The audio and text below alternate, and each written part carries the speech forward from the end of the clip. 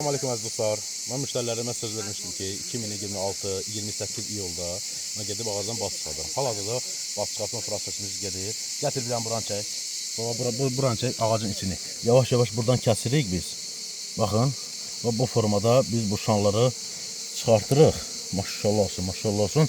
İçi doludur, doludur. Bu hala bunların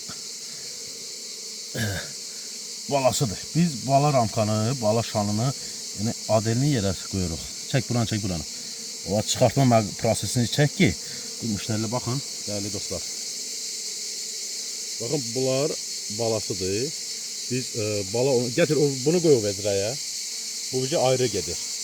Bunu da qoy. Baxa bizi şanların yarısını çıxartmışıq buradan. Buranı gətir bir dənə də çək buranı. Maşallah olsun, içi doludur. Tam içini çək, içini. Və hala ki şanlar qalır, inşallah onu da çıxardırıq. Sağ olun değerli dostlar. İnşallah sabah gün ərzində sizlərin balınızı çatdıraram sizə. Allah köməyiniz olsun.